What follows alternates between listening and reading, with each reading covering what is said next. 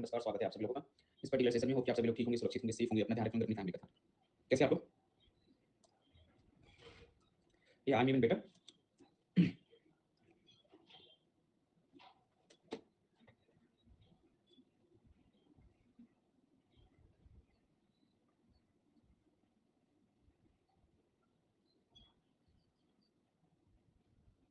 Sir आपको क्या हो जाता है रहते रहते? नहीं। इस दर्द दिल का कोई दवा दे दो, इस दर्द दिल का कोई दवा दे दो। मैं दर बदर भटक रहा हूँ, कोई तो जीने की वजह दे दो। और अगर नहीं दे पाए जीने की वजह, तो मैं कब से मांग रहा हूँ, कोई भी किडनी किडनी अपनी तहस नहस करवाने की जो है वो वजह दे दे। तो आप जो है अगर नहीं दे पा रहे हो कुछ भी, तो किडनी दे दो, मैं तोड़ टाइट उसको सही कर दूंगा ना। चलो, तो आज जो है मास स्पेक्ट्रोमेट्री पढ़ने वाले हैं। और कभी कभी क्या होता है कि जो पेन होता है सर्वाइकल का वो बढ़ जाता है, और फिर मैं जो है उस पर रिस्क नहीं लेना चाहता, क्योंकि 10-15 मिनट बोलना नहीं होता, 2 घंटा बोलना होता है। और 2 घंटा बैठ के अपने गले की बैंड बजवाना जो है पसंद नहीं है, क्योंकि हेल्थ रहेगा तभी हम कुछ कर पाएंगे, है ना। तो जब तक मेरी बॉडी अलाउ करती है मैं क्लास ले लेता हूँ, जब मुझे लगता है काफ़ी दिक्कत हो रही है तो मैं उसको अवॉइड कर देता हूँ। पहले मैं ले लेता था, लेकिन अभी नहीं लेता हूँ, क्योंकि doctor has suggested me to not force your body just because कि आपको जो है वो करना है। इस वजह से कभी कभी मुझे क्लासेस हटानी पड़ती, क्योंकि it's not about only 30 hours, क्योंकि इसके अलावा जो है लैब में भी मुझे अपने काम करने के लिए वहाँ पे भी बैठना है, सुबह 9 बजे से लेकर देख फिर शाम को यहाँ तक बैठना है। वैसे बैठने से बॉडी में ज़्यादा इशू होता है देन आप खड़े होकर पढ़ाने से, बट पॉसिबल नहीं हो पाता अकेडमी के प्लस क्लासेस में कि आप खड़े होकर पढ़ा पाए, नहीं तो मैं कोशिश करता कि उस तरीके से। ठीक है, तो सर क्या ट्रीटमेंट लेते हैं? मैं कोई ट्रीटमेंट नहीं लेता हूँ। ठीक है, मैं पहले फिजियोथेरेपी करता था और अभी कराने वाला हूँ, बट नॉट लाइक दैट, क्योंकि मुझे भी थोड़ा सा सब कोई फायदा नहीं होता किसी चीज़ का। योगा, मेडिटेशन, पता नहीं क्या क्या लोग बताते हैं। I have seen the differences after physiotherapy. Physiotherapy के अलावा मुझे किसी और चीज़ से कोई ट्रीटमेंट का कोई फायदा नहीं मिला, neither medications nor yoga and all. Physiotherapy में एक प्रोसेस आता है जिसको बोलते हैं ट्रैक्शन। ठीक है ना, वो ट्रैक्शन जो है वो हेल्प करता है इन सब, मतलब जो मैं फिजियोथेरेपी में कराता था। बाकी और मेरा पर्सनल ओपिनियन है कि और ये जो एक्सरसाइज और योगा लोग बोलते हैं कि ये एक्सरसाइज करो, वैसे करो, ये माइनर या चीज़ों के लिए होता है। अगर आपको मेजर इश्यूज है तो वो उस पे इम्पैक्ट नहीं होगा। हल्का फुल्का होता है तो आपका एक्सरसाइज वगैरह से चल जाए। ठीक है ना, तो हाँ, स्लो असर करेगा और हल्की चीज़ों पे असर करेगा ना। हर एक चीज़ का एक लेवल होता है। तो अगर आपको ज़्यादा प्रॉब्लम होगी इंटरनली, तो आपको फिर एक हैवियर थेरेपी पे जाना पड़ेगा, क्योंकि हर एक चीज़ का एक लेवल होता है। फिलहाल के लिए let's talk about the mass spectrometry. ठीक है ना,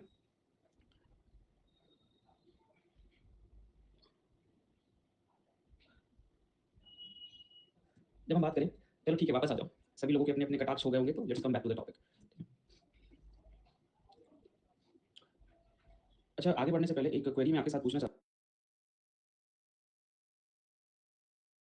हूँ कि अभी जितने लोग भी क्लास में हैं, जेन्युइनली कितने लोगों को लगता है कि अभी भी मैं जो है पहले जैसा जो है टेम्परामेंट अपना चेंज करता हूँ, या जिसको लगता है मैं पहले जैसा अभी भी गुस्सा करता हूँ, या something you have seen changes because कुछ ऐसे मेंटल थेरेपी में फॉलो कर रहा हूँ। ठीक है ना, तो मैं पोल जनरेट कर रहा हूँ। जितने लोग कह रहे हैं कि मैं पहले जैसा ही करता हूँ वो लोग ट्रू बोलेंगे, और जितने लोगों को लगता है कि नहीं ये चीज़ फॉल्स है वो लोग फॉल्स बोलेंगे। तो क्वेश्चन ये है कि क्या मैं अभी भी पहले जैसा गुस्सा करता हूँ, ये क्वेश्चन है। और ट्रू वाले ट्रू बोलेंगे स्टेटमेंट, और फॉल्स वाले फॉल्स बोलेंगे। ठीक है,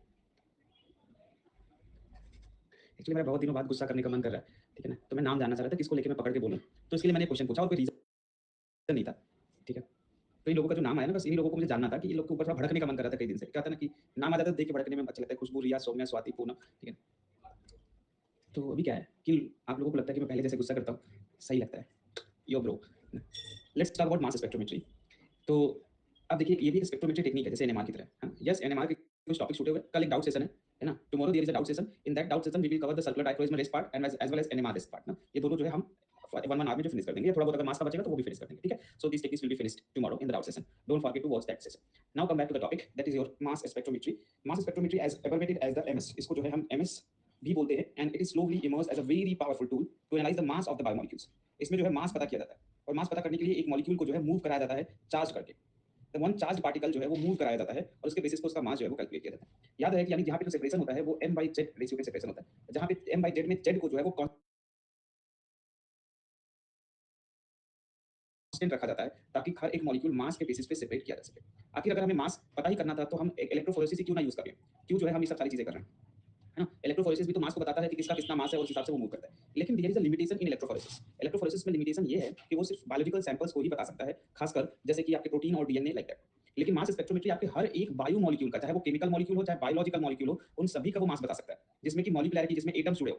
तो इसी वजह से इस टूल की मदद से हम हर एक छोटे पर्टिकुलरली सैंपल्स का, चाहे बड़े सैंपल्स का, चाहे सिंगल मॉलिक्यूल का भी पता कर सकते हैं। अगर हमें CH3 का भी मास पता करना है, we can not detect the mass of CH3 with electrophoresis, but we can detect with mass spectrometry. ठीक है, so it is a very powerful technique जो आपके मॉलिक्यूलर मास को डिटरमाइन करने के लिए यूज किया जाता है। It measures the m/z ratio. ये m by z रेशियो का यूज करता है। कैसे, क्यों, हम बात करेंगे। क्योंकि यूनिफॉर्म चार्ज अगर नहीं देंगे ना तो हमारा जो सैंपल है वो मूव नहीं कर पाएगा, क्योंकि यहाँ पे भी एक तरफ जो है नेगेटिव चार्जेस और एक तरफ पॉजिटिव चार्जेस होंगे और उसी के बीच में हमारा आयनिक जो सैंपल होता है वो मूव करता है। ठीक है, सो दैट्स व्हाई द सैंपल को मूव कराने के लिए चार्ज प्रोवाइड किया जाता है, और जो चार्ज प्रोवाइड किया जाता है it will always be positive, हमेशा पॉजिटिव रखा जाता है। जैसे कि डीएनए और प्रोटीन में भी हमेशा चार्ज को नेगेटिव रखते थे मूवमेंट, ताकि हमारा जो है सिर्फ मास के बेसिस पे हो, इसलिए हम चार्ज को यूनिफॉर्म कर देते थे। वैसे यहाँ पे भी चार्ज को यूनिफॉर्म करना है, पॉजिटिव करना है। ठीक है, ताकि जो सेपरेशन हो वो सिर्फ मास के बेसिस पे। जब चार्ज कांस्टेंट हो जाएगा तो हम मास के बेसिस पे उनको सेपरेट कर लेंगे। So determine the molecular mass on the basis of m by z ratio, जिसमें आपका जो सैंपल है वो आयंस के फॉर्म में होने चाहिए, और वो आयंस जो है वो गैसियस फेज में होने चाहिए, क्योंकि गैसियस फेज में नहीं होगा तो वो मूव नहीं करेगा, वो एक्सेलरेट नहीं होगा, जिसके बेसिस पे हम पता नहीं कर पाएंगे कि आखिर जो है वो सेपरेशन मास के बेसिस पे कैसे हो रहा है। सो जरा समझने की कोशिश करिए। एक तरीके से हम क्या बोलते हैं कि जैसे आपके हाथ में जो है पाउडर है, पाउडर कैसे फूंक दीजिए तो उड़ते उड़ते जाएगा, जो हैवियर पार्टिकल्स होते हैं वो जल्दी यहीं पे गिर जाते हैं, और जो थोड़े छोटे होते हैं वो थोड़ा दूर तक उड़ के जाते हैं। Have you seen that one? अगर पाउडर दीजिए वैसे आप फूंकिए जोर से, तो जो हैवियर पार्टिकल्स होंगे वो यहीं पे गिरेंगे, और जो आपके लाइटर होंगे वो दूर तक ट्रैवल करेंगे। सो इसके लिए आपका सैंपल गैसियस फेज में था, तभी तो ये मूवमेंट था ना। गैसियस मतलब तभी तो वो मूव कर रहा है एयर में। अगर गैस में नहीं होगा, वो सॉलिड में होगा, इसी हाथ पे आप जो है फेविकोल रख के फूंकते रहिए, जाएगा कभी, उड़ेगा ही नहीं, है ना। So sample must be in gaseous phase, तभी आप उनका सेपरेशन कर पाएंगे। अगर it is in liquid phases, it is in fluid most phases, it will not be separated, it will not move like that one, है ना। Like you can imagine this particular point कि किस तरीके से ये चीज हो रहा है। तो only the gaseous phases sample should be used, और उस गैसियस फेजेस में भी आपका सैंपल आयनिक होना चाहिए। ये क्यों? क्योंकि मूवमेंट कराने के लिए जो इलेक्ट्रोस्टैटिक फोर्स होगा, जो पोटेंशियल डिफरेंस होगा, उसके लिए आयन होना जरूरी है। नहीं तो न्यूट्रल होगा तो उस फोर्स का कोई इंपैक्ट नहीं पड़ेगा, वो जहां रहेगा वहीं रह जाएगा। ठीक है ना। तो what is the basic steps in the mass spectrometry? That sample को आयोनाइज करेंगे, और आयोनाइज करके उसको आयंस को गैस फेज में भेजेंगे, और गैस फेज में भेजेंगे तो उसको एक्सेलरेट करेंगे इलेक्ट्रिक फील्ड से, वो इलेक्ट्रिक फील्ड डिटेक्टर प्लेट पे जाएगा, उसका m by z ratio detect करके उसकी एनालिसिस जो है वो डिटेक्ट कर लेंगे।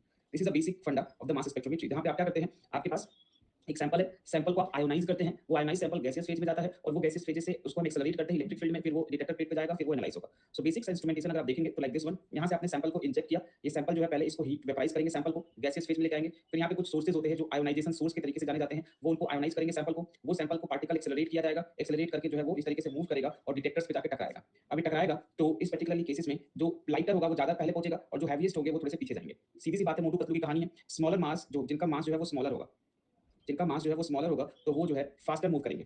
ठीक है, वो जो है फास्टर मूव करेंगे, और जिनका हैवियर मास होगा वो कैसे मूव करेंगे, वो स्लोअर मूव करेंगे। ये चीज सभी को समझ में आ रही है ना। तो उसी के बेसिस पे यहाँ पे सेपरेशन होगा, इसी को हम बोलते हैं m by z का रेशियो, उसी के बेसिस पे सेपरेशन है। The basic things, basic instrumentation जो है वो उसी तरीके से आपका काम कर रहा होता है। क्या कर रहा होता है कि आपके पास जो सैंपल्स इंट्रोडक्शंस हैं, ये देखिए वही चीज है फ्लो चार्ट में, एक इनलेट होगा, इनलेट पे जहाँ पे आप सैंपल को इंट्रोड्यूस करना विद इंजेक्शंस, जैसे कर लिया, इसके बाद एक आयन सोर्स होगा। ये आयन सोर्स जो है उस सैंपल को, जो आपका सैंपल है उसको आयनिक फॉर्म में कन्वर्ट करेगा। ठीक है ना, आयनिक फॉर्म में कन्वर्ट करेगा। अब इसके बाद एक एनालाइजर होता है, इसको बोलते हैं मास एनालाइजर। ये मास एनालाइजर उस जो आयंस कन्वर्ट हुए हैं गैसियस फेज में, उन आयंस को जो है वो शॉर्ट करता है। शॉर्टिंग का मतलब क्या होता है? अरेंज करना, किसके बेसिस पे? On the basis of mass. So this analyser actually short करेगा on the basis of mass, on the basis of mass, और इसके बाद शॉर्ट कर करके डिटेक्टर के पास भेजेगा, वो डिटेक्टर उनको डिटेक्ट करेगा, और डाटा सिस्टम में कुछ इस तरीके का आउटपुट आपको नजर आ जाएगा। याद रहे कि इसमें जो है आयन सोर्स से लेके एनालाइजर और डिटेक्टर, ये तीनों प्रोसेस आपके हाईली वैक्यूम कंडीशंस में होते हैं। हाईली वैक्यूम क्यों भैया? क्योंकि अगर वैक्यूम में नहीं होगा ना, क्योंकि इधर बहुत छोटे मास का पार्टिकल डेविएट हो जाएगा due to the air pressure. अगर यहाँ पे एयर देंगे तो एयर फ्रिक्शन भी होगा, उस एयर फ्रिक्शन से हो सकता है कि ये एनालाइजर जो जब सैंपल या मास को भेज रहा है तो वो आयन डिटेक्टर से डेविएट होकर कहीं और चला जाए, तो दैट्स व्हाई पाथ में डेविएशन हो जाएगा, और उस डेविएशन से जो रिजल्ट आएगा वो गड़बड़ आने लगेगा, and we don't want any air any deviation. सो इसी वजह से इस पूरे सिस्टम को वैक्यूम में ऑपरेट किया जाता है। कौन कौन से सिस्टम है? Ion source, analyser and detector. जब आयन क्रिएट किया जा रहा है और जब तक उसको डिटेक्ट ना कर लिया जाए, वो पूरा कंपार्टमेंट एक वैक्यूम में जो है वो होता है। यहाँ पे बहुत सारे प्लेट्स होते हैं, कुछ एक्सेलरेटिंग प्लेट्स होंगे, ठीक है ना, कुछ एक्सेलरेटिंग प्लेट्स होंगे, कुछ एक्सटर्नल मैग्नेट्स होंगे। एक्सेलरेटिंग प्लेट का काम क्या होता है? एक्सेलरेटिंग प्लेट का काम होता है एक्सेलरेट करना, ठीक है, जो कि वही चीज समझिए, इंजेक्ट करने के बाद ये पूरा प्रोसेस जो है वो वैक्यूम में ऑपरेट हो रहा है, जिसमें कि इलेक्ट्रॉन सोर्सेज या जो आयन सोर्सेज है वो आयन में कन्वर्ट किए, सैंपल को आयन में कन्वर्ट करने के बाद एक्सेलरेटेड बीम्स उसको एक्सेलरेट किए, एक्सेलरेट करने का मतलब उसकी स्पीड को बढ़ाया, ठीक है। इसके बाद यहाँ पे मैग्नेट्स होंगे, मैग्नेट्स क्या करते हैं? डिफ्लेक्ट करते हैं, डेविएट करते हैं, या ये क्या करते हैं? पाथ को मेंटेन करने का काम करते हैं।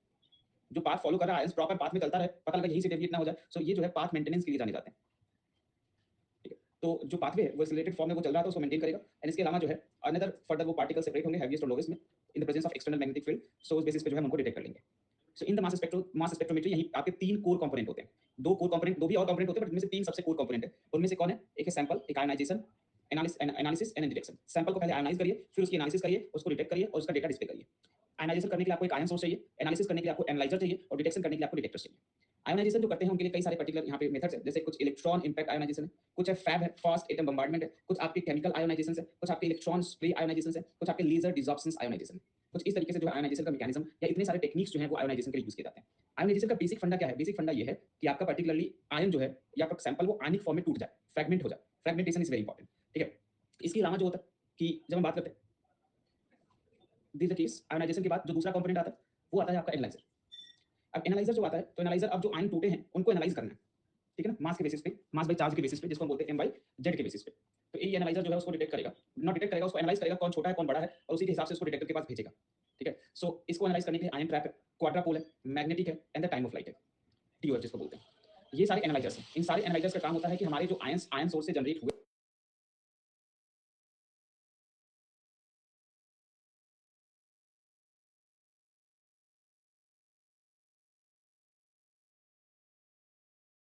हैं, उन आयंस को क्या करिए, उन आयंस को m/z रेशियो में शॉर्ट करें।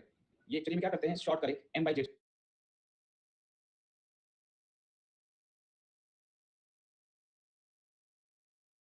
रेशियो में। ये सबसे पहले सबसे छोटा वाला, फिर उसके बाद उससे बड़ा, तो इस तरीके से शॉर्ट करेगा, सबसे छोटा, फिर उससे बड़ा, फिर उससे और बड़ा।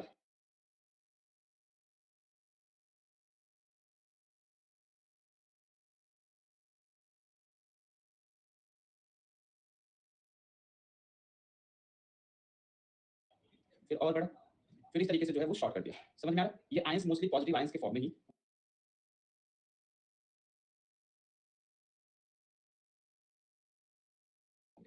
तो इसकी सॉर्टिंग कर दी और सॉर्टिंग के बेसिस पे इसको जो है डिटेक्टर के पास भेजेगा। अभी detector one by one detect करेगा, वो इसको डिटेक्ट करेगा, इस पर्टिकुलरली स्मॉलर वन को, ठीक है, स्मॉलर वन को डिटेक्ट करेगा। ये स्मॉलर वन जो है फिर उसके बाद इसको करेगा, तो उसके बेसिस पे यहाँ पे आपको डेटा रिप्रेजेंट हो जाएगा, जिसको हम बोलते हैं स्पेक्ट्रा या मास स्पेक्ट्रा, और यही स्पेक्ट्रा ही आपको बताएगा कि मास आखिर में, ठीक है। So this is a basic components. इसमें अलग अलग तरीके के जो है यूज किए जाते हैं आयनाइजेशन प्रिंसिपल्स, इसमें हम इलेक्ट्रॉन दे रहे हैं, नाम से देखोगे ना तो आपको समझ में आएगा आयनाइजेशन सोर्सेज का। हम इन जो इंस्ट्रूमेंटेशन का पार्ट है, इंस्ट्रूमेंटेशन का पार्ट आपको थोड़ी देर बाद कवर करेंगे, पहले हम रिजल्ट्स के पार्ट पे कवर करने जा रहे हैं, ठीक है ना। चलिए थोड़ा सा हम देखते हैं कि हमारे पास जो स्पेक्ट्रोस्कोपी का ग्राफ आता है, जो डिटेक्टर के बाद जो हमें मिलता है, उसमें मास स्पेक्ट्रा की कैरेक्टरिस्टिक्स के ऊपर बात करते हैं। इंस्ट्रूमेंटेशन का चर्चा हम करेंगे, ये जो हमने बताया अलग अलग आयनाइजेशन सोर्सेज वो कैसे काम करते हैं, लेकिन उन सबसे पहले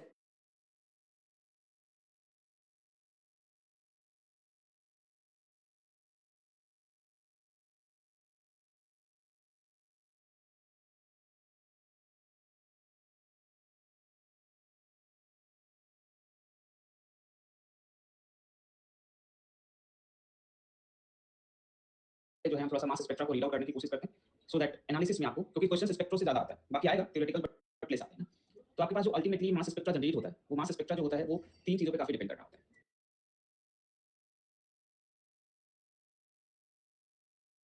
ठीक है। एक है एग्जैक्ट मास, एक है आइसोटोपिक एबंडेंस एंड एक है फ्रेगमेंटेशन। ये दोनों तो काफी आसानी से समझ में आ जाता है, लेकिन फ्रेगमेंटेशन समझना थोड़ा सा टिपिकल हो जाता है कभी कभी, लेकिन ये काफी आसान है अगर आप इस चीज को समझ पाएंगे, पैटर्न को रीड आउट कर पाएंगे तो। फिलहाल के लिए जरा समझने की कोशिश करिएगा दैट एग्जैक्ट मास, हम कई सारे पर्टिकुलरली मॉलिक्यूल के रिलेटिव मास को जो है वो लिखते हैं। जैसे ऑक्सीजन का रिलेटिव जो हम 16 लिखते हैं, 16 ऑक्सीजन का मास, ये 16 होता नहीं है, ये 15.994 होता है। एक्चुअल एग्जैक्ट मास ये है, लेकिन ये अप्रोक्सीमेशन में हम इसको लिख देते हैं,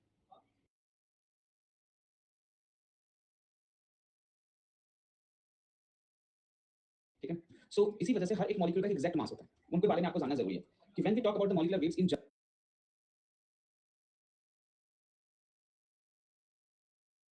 chemistry, we typically refers either to the nominal masses और द एवरेज मॉलिक्यूलर मासेस। हम एक नॉमिनल मास को लेते हैं, एग्जैक्ट को नहीं लेते, या एवरेज को लेते हैं।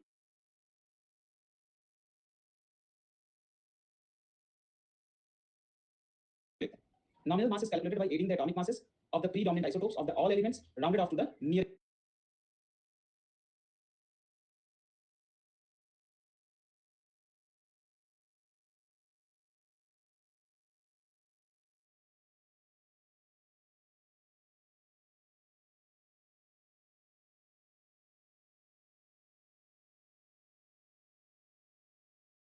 Integers.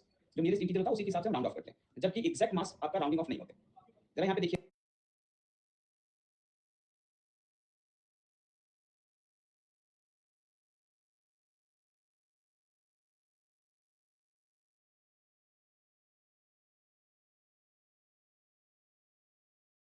Relative abundance exact mass and nominal mass क्या है।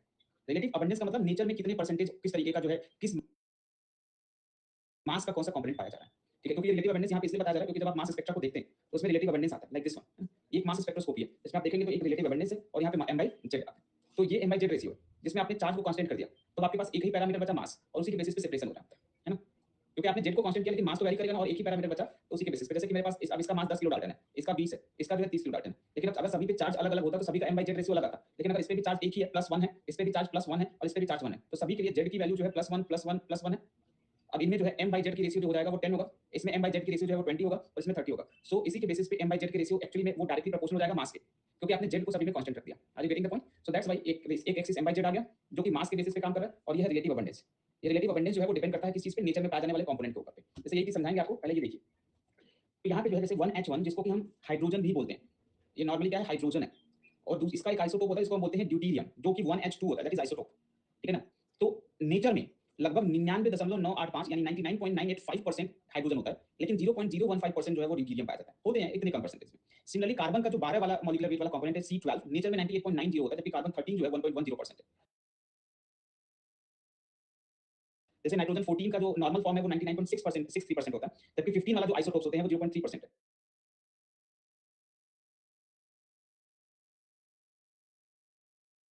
सिमिलरली ऑक्सीजन 16 जिसका नेचुरल अबंडेंस 99.76 होता है, जबकि ऑक्सीजन 17 0.04, ऑक्सीजन 18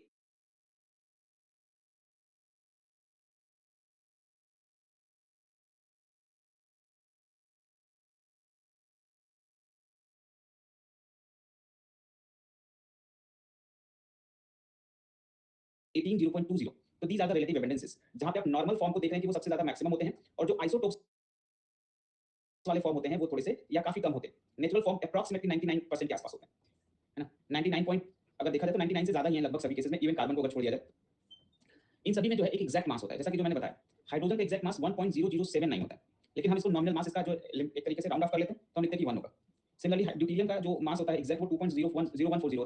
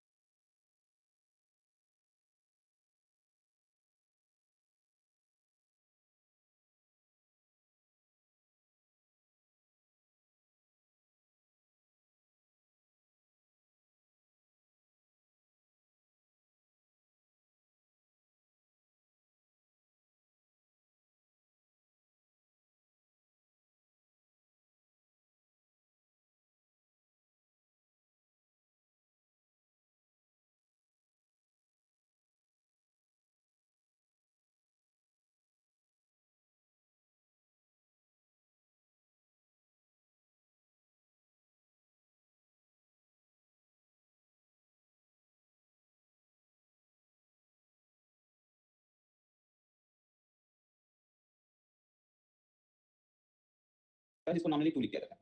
कार्बन एक ऐसा ही कंपोनेंट है जिसका नॉमिनल और एग्जैक्ट मास दोनों बराबर होता है, क्योंकि इसी को एज अ रेफरेंस लेके ही ट्रीट किया गया है।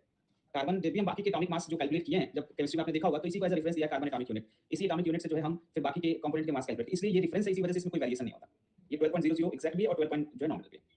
कार्बन 13 में देखिए 13.003, ये इसको हम नॉमिनल 13 लिखते हैं। नाइट्रोजन में 14.003 14 लिखते हैं। नाइट्रोजन 15 है 15 लिखते हैं। ऑक्सीजन 16 में देखिए 15.995 है, जिसको हम एक्चुअली में 16 लिखते हैं। 17 में 16.999 है 17 लिखते हैं, जबकि 18 में 17.99 है 80 लिखते हैं। तो इस तरीके से एग्जैक्ट मास और नॉमिनल मास का डिफरेंस आपको समझ में आ रहा होगा। आपको सारी वैल्यू रखने की जरूरत नहीं है, सिर्फ समझना है किस तरीके से ये एग्जैक्ट और रिलेटिव मासेस या नॉमिनल मास जो है वो वैरी कर रहा है। ठीक है? How you can calculate the relative abundances of the molecular component. जैसे अगर आपसे पूछ दिया जाए कि आप जरा सा बताइए कि CH4 का रिलेटिव अबंडेंस क्या होगा, how you can detect that. अब यहाँ पे ये बोला जा रहा है कार्बन का 12 है और हाइड्रोजन का 1 है, इस तरीके से। अब देखो, कार्बन जब 12 है तो उसके लिए रिलेटिव अबंडेंस जो है वो 98.9 है परसेंटेज में। अगर मैं परसेंटेज की जगह 0. फ्रीक्वेंसी में लिखूं तो 0.989 हो जाएगा। ठीक है? एक कार्बन के लिए एक बार, और इसी तरीके से 4 हाइड्रोजन के लिए 4 बार ये लिखेंगे 0.99985 0.9985, 4 बार ये और एक बार ये मल्टीप्लाई करेंगे तो वैल्यू CH4 के अबंडेंस को कैलकुलेट कर लेंगे। Are you getting the point? तो जरा समझिए कि whenever you need to calculate the relative abundances of any particularly molecule, इसको हम बोलते हैं isotopic abundance. Let's take example of the methane here. इसके कई सारे अलग-अलग वेरिएंट्स हैं, बट हम फिलहाल के लिए जरा समझते हैं। दिस इज योर CH4, ये कार्बन 12 है और ये हाइड्रोजन है। तो कार्बन 12 के लिए 0.989 है, जिसको कि आपने 98.9% से जो है वो फ्रीक्वेंसी में मतलब पॉइंट में कन्वर्ट किया। उसी तरीके से चारों हाइड्रोजन के लिए है, ये एक कार्बन के लिए था और ये चारों हाइड्रोजन के लिए थे। ठीक है? सॉल्व किया और फिर 100 का मल्टीप्लाई किया तो वैल्यू जो है 98.84 आ रहा है। अब देखिए ये एक नेचुरल मीथेन है, जिसमें कि कोई भी आइसोटोप्स नहीं है, कार्बन भी नॉर्मल है और हाइड्रोजन भी नॉर्मल है। बट उसके अलावा जैसे ही आपने देखा कि इस मीथेन में हमने 3 हाइड्रोजन तो नॉर्मल रखे, एक हाइड्रोजन को ड्यूटेरियम वाला रख दिया, डी कर दिया, तब उसका फ्रीक्वेंसी यहाँ पे रखिए। देखिए बाकी तो ठीक था, सी के लिए वही वैल्यू, 3 हाइड्रोजन के लिए वही वैल्यू, ड्यूटेरियम के लिए ये फ्रीक्वेंसी। मल्टीप्लाई करेंगे तो इसकी जो परसेंटेज वैल्यू आ रही है वो 0.014 आ रही है, जो कि इसके कंपैरिजन में काफी कम है। सिमिलरली अगर आपने 3 हाइड्रोजन एक ड्यूटेरियम की बजाय 2 हाइड्रोजन एक ड्यूटेरियम कर दिया तो ये वैल्यू और कम हो गई। सी, अगर आपने 3 ड्यूटेरियम कर दिया तो और कम हो गई, अगर 4 ड्यूटेरियम कर दिया तो और कम। तो जैसे आइसोटोप्स जो है वो बढ़ते चले जा रहे हैं, वैसे उसका अबंडेंस कम होता चला जा रहा है। सिमिलर केसेस में अब देखिए हम कार्बन के आइसोटोप्स की बात कर रहे हैं, अभी तक तो हाइड्रोजन को वैरी कर रहे थे। कार्बन को देखें तो कार्बन 12 और कार्बन 13 में देखिए वहां पे जो है अगर 30 रखेंगे तो उसके हिसाब से फ्रीक्वेंसी रखेंगे तो वैल्यू 1.1%। अगर CH3D रखा तो और कम, CH13 के साथ S2D2 रखा तो और कम। सो आप देख रहे हैं कि अबंडेंस आइसोटोप्स के जो है काफी कम होते चले जा रहे हैं। जो रिजोल्यूशन होता है स्पेक्ट्रा का वो हमेशा अबंडेंस से रिलेटेड होता है। इस ग्राफ को देखिए और आप समझिए कि आखिर में ये पीक्स जो है वो कैसे दिखाई दे रहा है। ये देखिए इस पर्टिकुलरली 12CH4 का जो एबंडेंस आया था वो 98.84% आया था। This abundance of the 12CH4 was 98.84%। And इसी वजह से ग्राफ का एबंडेंस लगभग देखिए 100 के आसपास रखा था, देखिए 98.84। एंड जो आपके पास CH413 का स्पेक्ट्रा आया इसका ये है 1.1%। इस 1.1% को इसमें प्लॉट करेंगे तो देखिए एकदम माइन्यूट लेवल का। तो ये जो आपका ग्राफ का ऊपर और नीचे होना होता है ये रिलेटिव अबंडेंस को बताता है। जैसे हम एनएमआर स्पेक्ट्रा में हम देखते थे ना कि किसका जो है पीक कितना जाएगा, वो नंबर ऑफ हाइड्रोजन पे डिपेंड करता था कि कितने एक नेचर के हाइड्रोजन कितने कितने हैं। वैसे यहाँ पे जो स्पेक्ट्रा का पीक है या स्पेक्ट्रा का जो कह सकते हैं हाइट है वो डिसाइड होता है आपके रिलेटिव अबंडेंस पे। रिलेटिव अबंडेंस कैसे कैलकुलेट होता है ये अभी आपने देखा, ठीक है ना। क्लियर ये चीज, what is exact mass and what is isotopic abundance, ये दोनों चीजें बहुत आसान है, कोई दिक्कत भी नहीं। एग्जैक्ट मास का मतलब ये है कि नॉमिनल से थोड़ा वेरी करता है, यहाँ पे हम एग्जैक्ट मास को लेकर चल रहे हैं, और आइसोटोपिक अबंडेंस भी कैलकुलेट कर सकते हैं विद द केसेस जैसा कि मैंने यहाँ पे बताया। अभी केसेस के अलावा हमें एक टर्म आता है that is the third process जो हम देखने वाले, that is the fragmentation. The fragmentation is very important for any particular mass spectrometry, क्योंकि कई बार एग्जाम्स में भी पूछे जाते हैं और किसी क्वेश्चन को समझने के लिए फ्रैगमेंटेशन आपका होना चाहिए, ठीक है ना। कैसे किस तरीके से समझने की कोशिश करते हैं, give me second please.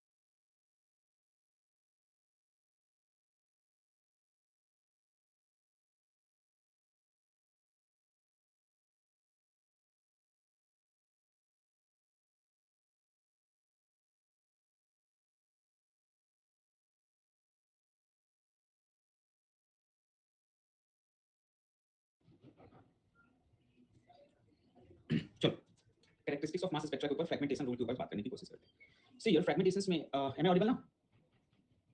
Okay cool. तो फ्रैगमेंटेशन स्पेक्ट्रा के ऊपर जब बात कर रहे थे तो we have already like studied the electron ionisation, हम इसके ऊपर बात करेंगे फिलहाल के लिए। हम ये टॉपिक मैंने स्किप किया हुआ है, जो इंस्ट्रूमेंटेशन में जितने भी आयन सोर्सेज हैं और जितने भी डिटेक्टर्स वाले हैं वो पार्ट हम बाद में फर्दर डिस्कस करेंगे, क्योंकि they are less important topics या लेस फोकस्ड हम उस पे करेंगे तो भी चलेगा, लेकिन ये आपको जानना जरूरी है स्पेक्ट्रा के बारे में। इससे पहले आपको स्पेक्ट्रा में समझा रहा हूं सो दैट कि बाकी जो पोर्शंस अगर बचेगा भी तो डाउट सेशन में कवर कर लेंगे, ठीक है ना। तो फिलहाल के लिए फ्रैगमेंटेशन लर्न करने की कोशिश करते हैं। We have already studied that electron ionisation, electron में हम एक इलेक्ट्रॉन सोर्सेज यूज करते हैं और वो आयनाइज करने में हेल्प करेगा। फिलहाल के लिए उस चीज पे वापस आते हैं। मेरे पास एक मॉलिक्यूल है, अगेन आप देख के खुश हो जा रहे होंगे कि सर रोज रोज एथेनॉल की बातें करते हैं, ठीक है ना। कोई चखना अपना लेके मत बैठ जाना ना, क्योंकि बहुत चंचल लोग हैं क्लास में और चंचलता जो है आपकी कामयाबी से डायरेक्टली रिलेटेड होती है, ऐसा रिसर्च कहता है। आपको बीच बीच में मत कूदते लगना बार-बार चंचलता के चक्कर में, ठीक है। तो एथेनॉल के स्ट्रक्चर में देखिए कि यहाँ पे फ्रैगमेंटेशन कहाँ-कहाँ पे हो सकता है। और फ्रैगमेंटेशन देखिए ये तो यहाँ से फ्रैगमेंटेशन हो सकता है और एक तो इस बॉन्ड को तोड़ के फ्रैगमेंटेशन हो सकता है। एंड द फ्रैगमेंटेशन में कौन सा फ्रैगमेंटेशन ईजी है और कौन सा डिफिकल्ट है कैसे पता चलेगा? जरा समझिएगा। मॉलिक्यूलर वेट है ना, मॉलिक्यूलर वेट अब आपको ध्यान रखना है। बेसिक मॉलिक्यूलर वेट सभी का याद रखे रहेंगे, अगर नहीं पता है तो हाइड्रोजन का एक होता है, नॉमिनल में बता रहा हूं, आप एग्जैक्ट मासेस भी अगर जो मैं टेबल बताया याद रखने का मन हो तो आप कर सकते हैं। हाइड्रोजन का 1, कार्बन का 12, ऑक्सीजन का 16, नाइट्रोजन का 14, फास्फोरस का 30, सल्फर का 32, बेसिक यही आपको पता है। फिलहाल के लिए हम यहाँ पे अगर CH3 CH2 OH का मॉलिक्यूलर वेट बात करें तो देखिए दो कार्बन है तो 12 गुना 24, 6 हाइड्रोजन है तो 6 एंड 1 ऑक्सीजन है तो 16, तो ये टोटल आ जाता है 46, ठीक है। This is 46 is the molecular weight of the ethanol, ethanol का ये। अब जरा एथेनॉल की इस कंडीशन देखिए कि पहले अगर ये वाला टूटा तो ये अलग हो जाएगा और ये अलग हो जाएगा, तो ये जो बनेगा अब इसका मॉलिक्यूलर वेट कितना बनेगा, CH3 CH2 बन रहा है। अब इसका काउंट करिए, देखिए 12 गुना 24 5 29, इसका जो मॉलिक्यूलर वेट कितना आएगा, दो कार्बन है तो 12 into 2 प्लस 5 हाइड्रोजन है तो 5 into 1, दैट्स विल बी 29। अब इसके बाद हो सकता है कि ये वाला टूट जाए और अगर ये वाला टूटेगा तो CH3 बनेगा और CH3 जब बनेगा तो इसका मॉलिक्यूलर वेट कितना होगा, 12 + 3 15। मॉलिक्यूलर वेट ध्यान रख रखेंगे तो आपको आसान रहेगा कहानी, क्योंकि हमारा सारा काम मास पे ही होने वाला है, क्योंकि चार्ज तो सभी पे कांस्टेंट है प्लस प्लस, ठीक है। तो इस बेसिस पे आपको जो है ग्राफ अलग अलग तरीके से मिलने वाले हैं। तो जो फ्रैगमेंटेशन है दैट इज वेरी इंपॉर्टेंट, ठीक है ना। उस फ्रैगमेंटेशन में जरा देखिए यहाँ पे जो हम स्पेक्ट्रा देख रहे हैं C2H5OH, उसमें कहानी क्या क्या बन सकती है। हो सकता है कि सिर्फ H निकले आपके पास तो C2H5OH एक पैरेंटल इस तरीके से, इसका रिलेटिव अबंडेंस इतना है। इसके बाद ये रिलेटिव अबंडेंस पे ज्यादा फर्क करने की कोशिश नहीं है। आखिर ये हम यहाँ पे क्यों रख रहे हैं, क्योंकि ये जो है इसमें जो थोड़ा सा पोजीशन ऑफ ग्राफ है वो अलग अलग है। अब ये इसका आएगा 46 के आसपास, ठीक है ना। इसके बाद जरा देखिएगा वही सेम कंपोनेंट के ऊपर मैं बात कर रहा हूँ, ठीक है। कहाँ गया मेरे पास ये, इस कंडीशन में ये हो सकता है कि जब यहाँ से ये टूट रहा है तो 29, एक ये वाला टूट रहा है तो CH3 प्लस, ये भी तो हो सकता है कि यहाँ से जब टूटे तो ये वाला प्लस जाए और ये वाला माइनस जाए। देयर इज अ पॉसिबिलिटी कि ये प्लस हो और ये माइनस हो, तो उस केस में जो है अगर OH की बात करेंगे, ठीक है ना, तो ये OH प्लस की बात करेंगे तो इसका M/Z रेशियो कितना आएगा, 17 है। इसी को मैं प्लॉट कर रहा हूँ, आप खुद बता सकते हैं अपने बेसिस पे। एबंडेंस के ऊपर चिंता मत करिएगा, वो आपको कैलकुलेट करना पड़ेगा, लेकिन यहाँ पे जो है कुछ ग्राफ आएंगे। एक तो आपको पैरेंटल आएगा जो 46 पे होगा, 46 M/Z पे जो होगा वो आपका पैरेंटल होगा, this one that is CH3 CH2OH plus, एक ये होगा। इसके बाद आपके पास होगा 29 पे, है ना, 29 पे कौन होगा, ये होगा CH3 CH2 प्लस। फिर आपके पास होगा 17 पे, 17 पे कौन होगा, OH plus.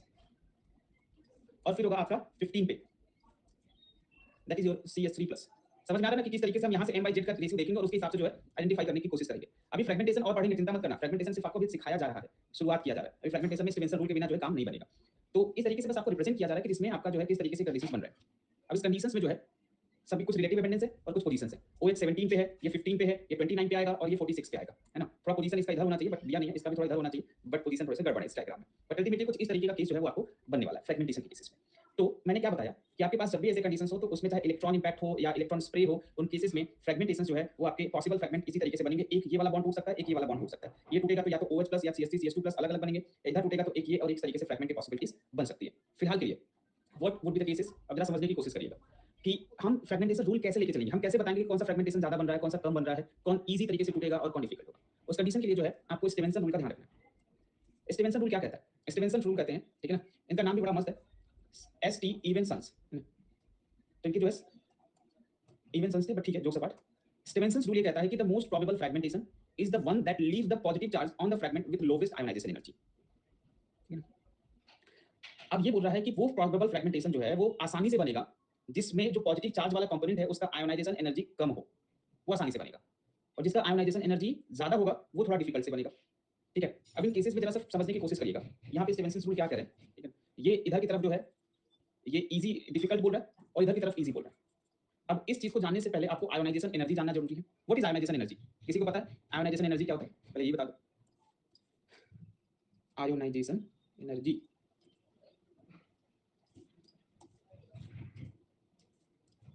Energy required to break the bond. Okay, anybody else?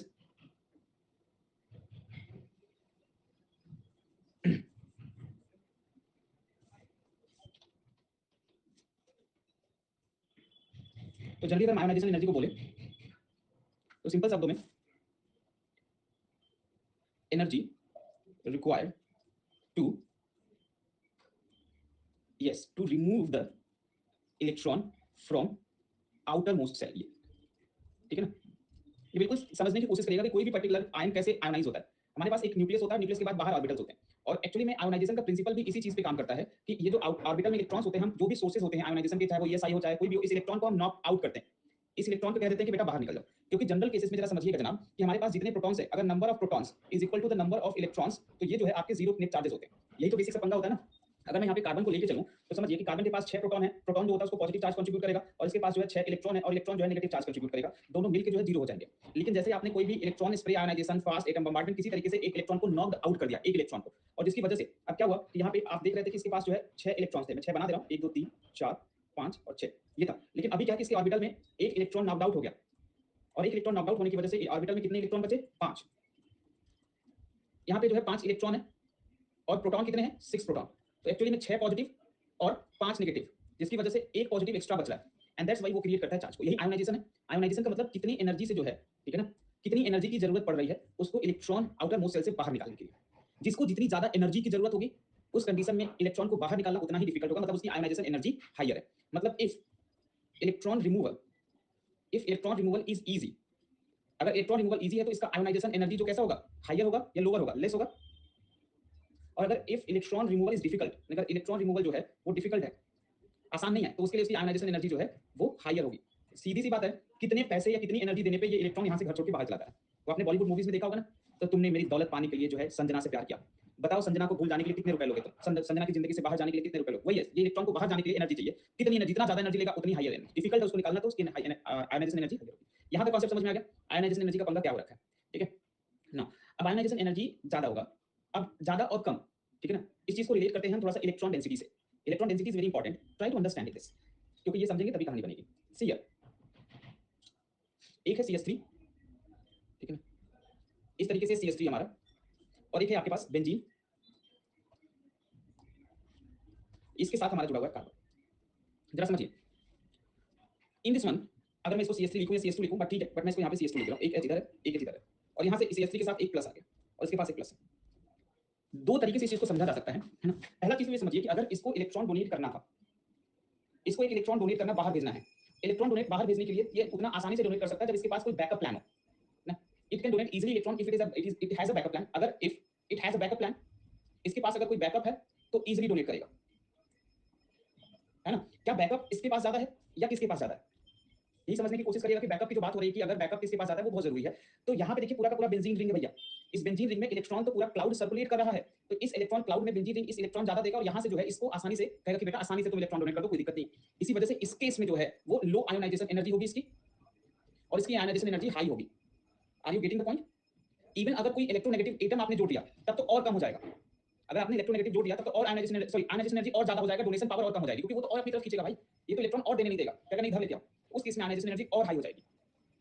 Are you getting the conditions? So that's why ये कंडीशंस क्या होते हैं कि जब भी आयोनाइजेशन एनर्जी के पर्सपेक्टिव से बात करते हैं तो अगर किसी कार्बन से रिलेटेड कोई डोनेटिंग ग्रुप जुड़ा हुआ, अगर यही चीज मैं समझाने की कोशिश कर रहा हूं कि अगर किसी कार्बन से इलेक्ट्रॉन डोनेटिंग ग्रुप है जो इलेक्ट्रॉन को डोनेट कर सकता है, जैसे कि कोई आर ग्रुप है, CH3 ग्रुप है, बेंजीन है, कुछ ऐसे ग्रुप्स जो है वो जुड़े हुए हैं, तो आपके क्या करते हैं, ये आयोनाइजेशन एनर्जी को रिड्यूस करेंगे, कम करेंगे। जबकि अगर वहां पे इलेक्ट्रॉन अट्रैक्टिंग ग्रुप्स है, अगर इलेक्ट्रॉन को अट्रैक्ट करता है, डोनेट नहीं कर रहा है, तो वो आयोनाइजेशन एनर्जी को बढ़ाएगा। जैसे कि ऑक्सीजन, जैसे OH है, ठीक है ना, NH3 है, ऐसे ग्रुप्स जो होंगे वो खींचेंगे अपनी तरफ आयोनाइजेशन एनर्जी को ज्यादा। सो यही चीज आपको स्टीवेंसन रूल कहता है कि हमेशा वो वाले फ्रेगमेंटेशन बनेंगे जिनकी आयोनाइजेशन एनर्जी कम होगी। एंड इसी वजह से आप जरा से इस स्ट्रक्चर को देखिए, इस स्ट्रक्चर में जो है सबसे पहले बेंजीन है, फिर डबल बॉन्ड, फिर ये इस तरीके की कहानी बन रही है, क्योंकि इससे सबसे ज्यादा इलेक्ट्रॉन डोनेट होगा। मैं वही स्टीवेंसन रूल के हिसाब से बात कर रहा हूं कि स्टीवेंसन रूल यही कहता है, स्टीवेंसन रूल क्या कहता है, Stevenson rule, the most stable fragment, the most stable fragment having the lowest ionization energy, having the lowest ionization energy, यानी कि हम अगर बोले स्टीवेंसन रूल के अकॉर्डिंग तो sorry stability is inversely proportional to the ionisation energy. जितना कम ionisation energy होगा उतना ही ज्यादा स्टेबिलिटी होगा, ठीक है ना। अब जरा समझिए इस चीज को, और हमें पता है कि आयोनाइजेशन एनर्जी कहीं ना कहीं डोनेटिंग और एक्सेप्टिंग ग्रुप पे काम कर रहा है, यानी स्टेबिलिटी उसकी ज्यादा होगी जिसका जो है आयोनाइजेशन एनर्जी कम हो, और आयोनाइजेशन एनर्जी उसकी कम होगी जिसमें डोनेटिंग ग्रुप्स हो। तो मैं इसको डायरेक्टली डिरेट कर सकता हूं कि जिसमें डोनेटिंग ग्रुप्स होंगे उनका स्टेबिलिटी ज्यादा होगा, ठीक है ना, जो डोनेट करें इलेक्ट्रॉन को, कार्बन को, जो देने में प्रवृत्ति रखे, इलेक्ट्रॉन डोनेटिंग ग्रुप्स। तो मैं इसी वजह से अगर बोलूं तो जो हमारा ये वाला फ्रैगमेंट है जिसके साथ बेंजीन जुड़ा हुआ है, ये फ्रैगमेंट सबसे पहले बनेगा, सबसे इजी होगा। क्यों? क्योंकि ये इलेक्ट्रॉन को आसानी से डोनेट कर सकता है भैया, most easy, because ionisation energy जो है इसका लीस्ट होगा, ठीक है। इसके बाद आपके पास आएंगे C triple bond C CH2, क्योंकि ये इसको इलेक्ट्रॉन देगा। सो हियर यहाँ पे 2 पाई इलेक्ट्रॉन्स हैं, तो इसी वजह से जो है इससे थोड़ा सा और कम होगा। फिर इसकी आयोनाइजेशन एनर्जी और कम होगी अगर डबल बॉन्ड के साथ जुड़ गया तो।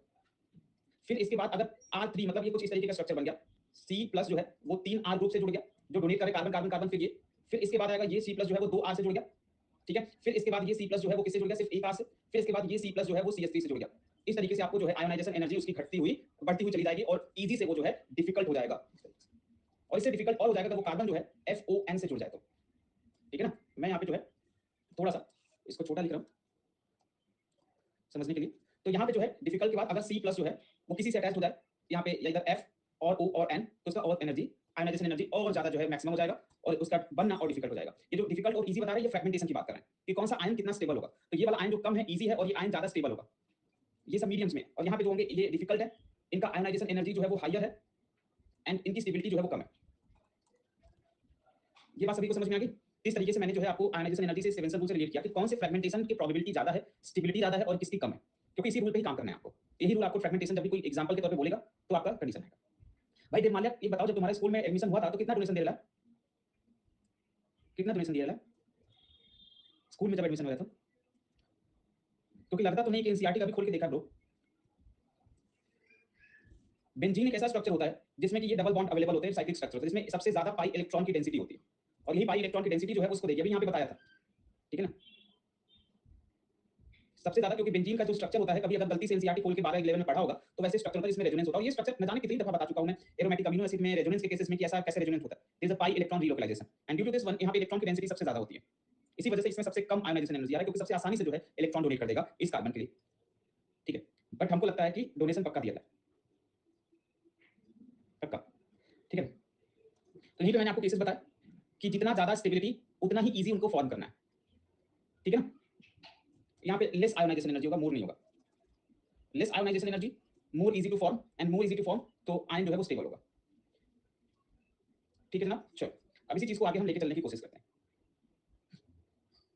अब यहाँ पे देखो जरा सा, जैसे अलग अलग केसेस है, इस केस में इलेक्ट्रॉन, इसमें इलेक्ट्रॉन, इस केस में इलेक्ट्रॉन, यहाँ पे अब आप देखेंगे तो इनमें इलेक्ट्रॉन डोनेट करने की टेंडेंसी सबसे ज्यादा इसमें है, डबल बॉन्ड पाई इलेक्ट्रॉन है, इसमें 3 R ग्रुप्स हैं, इसमें 2 हैं, इसमें 1 है, उसमें वो भी नहीं है। तो इसके बेसिस पे सबसे ज्यादा स्टेबल कौन होगा, सबसे ज्यादा स्टेबल जो होगा वो E होगा, क्योंकि उसका आयोनाइजेशन एनर्जी सबसे लीस्ट होगा, ठीक है ना, इसका आयनाइजेशन एनर्जी सबसे कम और इसका आयनाइजेशन एनर्जी जो है सबसे ज्यादा। और वैसे भी आयनाइजेशन एनर्जी से रिलेट करो ना करो, छोड़ दो आयनाइजेशन एनर्जी को, वो सिर्फ समझने के लिए था। आप सिर्फ ये देखो किसमें पाई इलेक्ट्रॉन या इलेक्ट्रॉन डेंसिटी ज्यादा है। इलेक्ट्रॉन डेंसिटी जिसमें ज्यादा वो उतना ही स्टेबल, कौन सा आयन कितना स्टेबल है, क्योंकि देखो जब यहाँ पे पॉजिटिव आयन बनेगा तो ये इलेक्ट्रॉन को स्टेबल कर सकता है, उसकी कमी को पूरा कर सकता है, इसलिए ये आयन ज्यादा स्टेबल है। इसी वजह से जो ज्यादा स्टेबल वो उतना ही ईजी बनेगा। ये स्टेबल है इसलिए ईजी है, और ये स्टेबल नहीं है अनस्टेबल इसलिए डिफिकल्ट है। आप स्टेबिलिटी के बेसिस पे भी देख के उसको ईजी और डिफिकल्ट देख सकते हो। तो इस तरीके से ऑर्डर जो है वो ये बन रहा है। Similar kind of conditions will happen here. यहाँ पे देखिए इसका आयन बनना डिफिकल्ट है, ठीक है ना, इसका आयन बनना ईजी है, तो ये आयनाइजेशन एनर्जी उल्टा है। यहाँ पे इसका आयनाइजेशन एनर्जी काफी हाई हो जाने की वजह से ऐसा है, ठीक है ना, और इसका सुपरलेस हो जाने की वजह से जो है वो आपका कम है। और यहाँ पे इस तरीके की कहानी बनी है, जहां पे इलेक्ट्रॉन डोनेशन होगा वहां पे स्टेबिलिटी होगी, जहां पे इलेक्ट्रॉन डोनेशन होगा वहां पे स्टेबिलिटी होगी। हमेशा इस तरीके से चीजें ध्यान रखे रहना, ठीक है। चलो, तो एक केस आता है, this the case of benzoic acid, ठीक है। बेंजोइक एसिड को जरा समझिए। अब बेंजोइक एसिड में क्या हो रखा है कि the formula of this 6,6H5OH, some people are too much intelligent and they are not focusing in the class at all। Sir mass spectrometry में सिर्फ इलेक्ट्रॉन डोनेटिंग ग्रुप को डिटेक्ट कर सकते हैं। अभी तो मास स्पेक्ट्रोमेट्री खत्म ही नहीं हुआ, तो कहां से क्या डिटेक्ट कर सकते हो तो मैंने बताया नहीं। अभी तो मैं सिर्फ ग्राफ का इंटरप्रिटेशन बता रहा हूं। पहले एग्जैक्ट मास, फिर एबंडेंस और अभी फ्रेगमेंटेशन रिप्रेजेंट कर रहा हूं। पहले पढ़ तो लो भाई, फिर जान लेना। इतनी चंचलता काहे को? समझा समझा के हम बुद्धि हरिया दिए कि भाई साहब जो सुनोगे तभी दिमाग में जाएगा। बैठ के टाइप करने में लगे रहते हैं।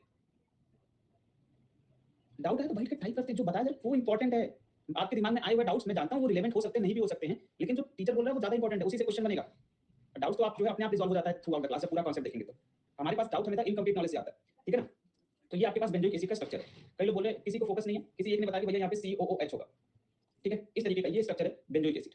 वो बेंजोइक एसिड का नहीं था, ये है स्ट्रक्चर बेंजोइक एसिड का, ठीक है ना। वो स्ट्रक्चर फिनॉल का था, ठीक है ना। अब इस बेंजोइक एसिड की जब मैं बात करता हूँ तो जरा समझने की कोशिश करिए। तो यहाँ पे फ्रेगमेंटेशन, अब इसका मॉलिक्यूलर वेट निकालिए। इसका जो मास है या M/Z की अगर मैं बात करूँ तो कितना है, 12 × 6 प्लस 1 × 6, 12 × 7 होगा क्योंकि 7 कार्बन है, प्लस 1 × 6 प्लस 16 × 2। सॉल्व करिए, 84 प्लस 6 प्लस 32, दिस इज 122, है ना। ये बेंजोइक एसिड है। थोड़ा सा स्ट्रक्चर ड्रॉ करते हैं, है ना। कुछ इस तरीके का स्ट्रक्चर हो रहा होगा, COOH। अब इसमें फ्रेगमेंटेशन कैसे होगा? सी, दो तरीके के फ्रेगमेंटेशन यहाँ पे हो सकते हैं। ये बेंजोइक एसिड जब टूटेगा तो ये टू पॉसिबिलिटीज कि वो जो है COOH के साथ टूटे, या तो जो है आपके साथ सिर्फ OH के साथ टूटे, ठीक है ना। मतलब समझिए, या तो जो है वो ये वाला बॉन्ड टूटे, या तो ये पॉसिबिलिटी ये वाला टूटे, 1 and 2, this are two possibilities, है ना। इसको मैं इधर लिख दे रहा हूं। तो आपके पास जो है ये दो पॉसिबिलिटीज देखने को मिल रही हैं। इस तरीके से कहानी बन सकती है। अब इसमें क्या है कि एक 1 और एक 2 को जरा समझिएगा। मैं यहाँ पे रिप्रेजेंट कर रहा हूं। जब आप एक को तोड़ेंगे, है ना, मैं बोल रहा हूं कि फर्स्ट वाले से टूट रहा है। जब आप फर्स्ट वाले से तोड़ेंगे तो जरा समझिएगा जनाब, यहाँ से तो ये क्या बनेगा, ये यहाँ पे C रह जाएगा और डबल बॉन्ड O रह जाएगा, और यहाँ से इस तरीके की कहानी बनेगी, ठीक है। जब आप फर्स्ट वाले से फर्स्ट वाला बॉन्ड तोड़ रहे हैं तब, और जब सेकंड वाला तोड़ेंगे तब, सेकंड वाला तोड़ेंगे तो आपके पास यहाँ से जब तोड़ेंगे तो इसके ऊपर प्लस रह जाएगा, है ना? ठीक है। अब इन दोनों से यहाँ से OH निकला है, इसका जो मॉलिक्यूलर वेट मास कैलकुलेट करके बताइए इसका M/Z कितना होगा। इससे OH निकालेंगे मतलब O मतलब 70 निकालिए, इसमें से कितना आया, तो ये एक्चुअली 122 माइनस 70 कर देंगे तो आ जाएगा वैल्यू कितनी, A105, ये आएगा। और इसका M/Z रेशियो कैसे निकालेंगे, इसमें से पूरा COH निकला है तो इसमें से 122 माइनस COH का मतलब 12, 32, 44, 41, 45 माइनस करिए तो ये आ जाएगा 77, ठीक है। समझ में आ रहा है ना कि हमने इसमें से OH माइनस किया क्योंकि वो निकला था, और इसमें से जो है COOH माइनस किया क्योंकि वो निकला था टोटल में से, क्योंकि इसका जो है M/Z 122 है। अब इन दोनों फ्रेगमेंटेशंस पॉसिबल है। इन दोनों फ्रेगमेंटेशन पॉसिबल में से मोस्ट स्टेबल कौन है और कौन सा पाया जाएगा, इसके लिए आपको समझना है। देखिए यहाँ पे जो पॉजिटिव आयन है इसके बगल में एक इलेक्ट्रोनेगेटिव एटम है, एक इलेक्ट्रोनेगेटिव एटम है जो कहेगा बेटा इलेक्ट्रॉन लाइए। ये स्पाई इलेक्ट्रॉन को इसको देने नहीं देगा, वो अपनी तरफ खींचेगा।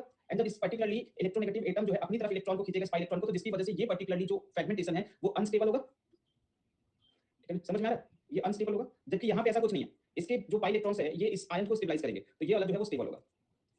तो ये क्वेश्चन एक बार एग्जाम में पूछा गया था, गेट एग्जाम में, गेट एक्सेल लाइफ साइंस में पूछा गया, आई थिंक बायोकेमिस्ट्री सेक्शन में, कि जब आप बेंजोइक एसिड को आयोनाइज करेंगे तो उसमें से जो स्टेबल फ्रेगमेंटेशन होगा उसका M/Z कितना होगा। तो आंसर क्या होगा आपका यहाँ पे 77, ठीक है ना। क्वेश्चन कुछ इसी तरीके से था कि after the ionisation of benzoic acid, what is the after ionisation of benzoic acid what will be the M/Z ratio या M/Z ratio of stable fragment. ये क्वेश्चन कुछ इस तरीके से आ सकता है, और ऐसे कई सारे क्वेश्चन आ सकते हैं अलग अलग बात। ये तो सिर्फ एक एग्जांपल है बेंजोइक एसिड का, ऐसे अलग भी आ सकते हैं। लेकिन प्रॉब्लम इज दैट कि आपको पता करना होगा कि उनमें से कौन सा स्टेबल है, और ये कैसे पता करेंगे, डीसी केमिस्ट्री। इसमें कोई हार्ड एंड फास्ट ऐसा नहीं कि घुट्टी पिला दिया और हो गया काम। ये तो आपके ऊपर डिपेंड करता है ना कि आप कितना जो है उसको सीख पाते हैं। समझ में आई बात, किस तरीके से फ्रेगमेंटेशन काम कर रहा है। एक क्वेश्चन दिया जाए, एग्जांपल है फ्रेगमेंटेशन पे।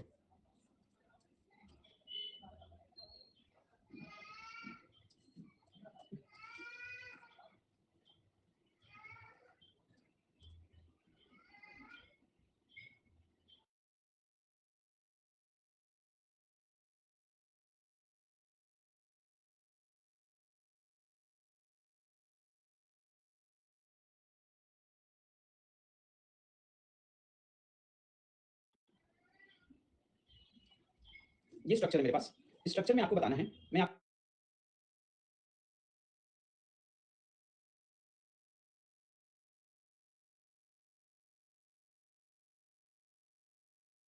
आपके ऑप्शन दे रहा हूँ कि आखिर जो है मोस्ट स्टेबल फ्रैगमेंट कौन सा जनरेट होगा। मोस्ट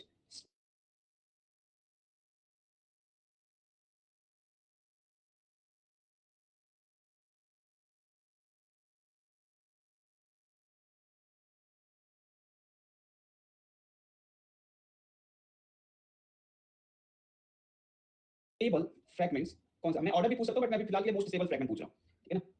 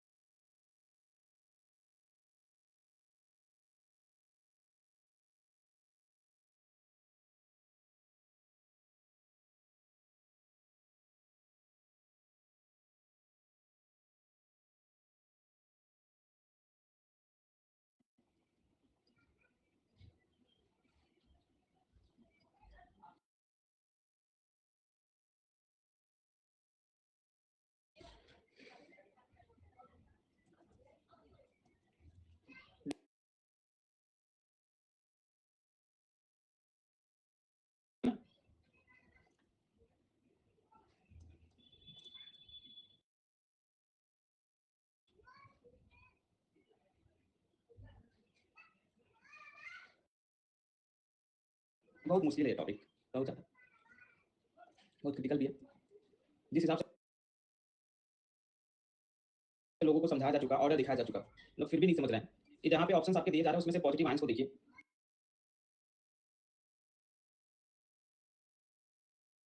और उसके अगल बगल इलेक्ट्रॉन डोनेटिंग ग्रुप्स को देखिए। इस केसेस में आप ऑर्डर भी बता सकते हैं। अगर मैं यहीं पे ऑर्डर की बात करूं तो आपके पास ऑप्शंस में अगर यहाँ पे लिखूं, जरा ऑप्शंस के हिसाब से देखिएगा।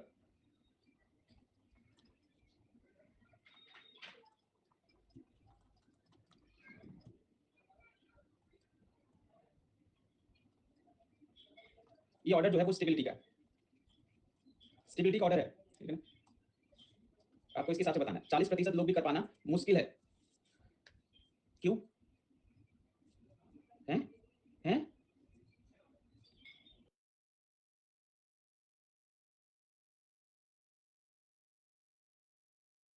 ये क्या हो गया भाई? ठीक है, ब्रेक दे दूंगा, गुस्से में मत हो, मोबाइल मत तोड़ देना।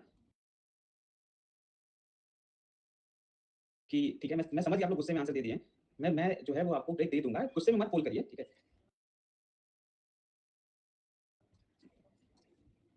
ठीक है, तो काफी लोग सीख रहे हैं कि दिस वन, इसके पास इलेक्ट्रॉन डोनेटिंग ग्रुप सबसे ज्यादा है तो सबसे ज्यादा स्टेबल है, और जब सबसे ज्यादा स्टेबल वही है तो उसके हिसाब से बाकी चीजें सबसे लीस्ट ये होगा क्योंकि इसके पास इलेक्ट्रोनेगेटिव है, इन सभी के पास नहीं था, और सबसे ज्यादा स्टेबल ये, फिर ये, फिर ये, फिर ये होगा, राइट। क्योंकि बेसिक केमिस्ट्री के हिसाब से चलेगा, कुछ आपका ऐसा नहीं कि कुछ बहुत ही नया मैंने बता दिया, ये आप 11th 12th में पढ़ रखे हैं, ठीक है ना। वहां पे आयोनाइजेशन एनर्जी पढ़ रखा है आपने, सिर्फ उसका यूज है यहाँ पे। आपने 11th में एनसीईआरटी में देखेंगे तो आयोनाइजेशन एनर्जी पहले ही दूसरे चैप्टर में बताया गया है, और बहुत सारे क्वेश्चन आपने पढ़े होंगे उसमें, फ्लोरीन, ब्रोमीन, आयोडीन, सबको यूज करते हुए भी। मैं यहाँ पे सिर्फ कार्बन के रिस्पेक्ट से बात कर रहा हूँ क्योंकि बायोलॉजिकल मॉलिक्यूल में ज्यादातर कार्बन जो है वो लिंक होता है, ठीक है। Carbon, hydrogen, oxygen, nitrogen, CHON, और अगर और ज्यादा जाओगे तो ट्रांस, है ना। तो यही कहानी आपको दिमाग में होनी चाहिए। अगर इतनी कहानी क्लियर है तो इसके बाद हम देखेंगे कि मास कैसे कैलकुलेट करते हैं ग्राफ से। अभी तो मैंने आपको बस इंटरप्रिटेशन बताया कि कैसे जो है इस मास स्पेक्ट्रा किस तरीके से जो है आपका प्रेजेंट होता है, ये आयंस कैसे लिस्ट आउट होते हैं, क्या है आपका ये, क्या है रिलेटिव अबंडेंस, किस तरीके से जो है ये चीजें लिस्ट आउट है। अभी तो स्पेक्ट्रा की स्टडी करी आपने, exact mass, isotopic abundance and fragmentation देखें। एंड अपार्ट फ्रॉम दिस अब हम देखने वाले हैं कि आखिर हम मास का कैसे कैलकुलेट करें, एनालिसिस ऑफ बायोमोलिक्यूल्स कैसे करें। इसके लिए जाने से पहले आप सभी लोगों को नहीं मिलेगा ब्रेक, क्योंकि आप सभी लोग डिमांड कर रहे हैं। अरे मैं खुद दे दूंगा ब्रेक, लेकिन आप लोग डिमांड करेंगे तो कभी नहीं दूंगा मैं कब डिमांड पे तो काम ही नहीं करता कभी।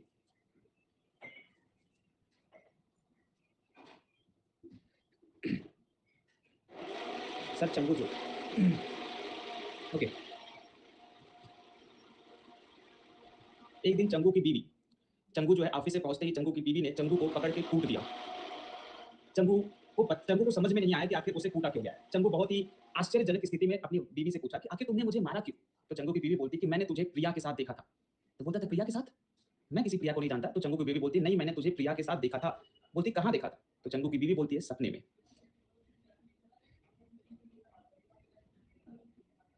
बेचारा चंगू।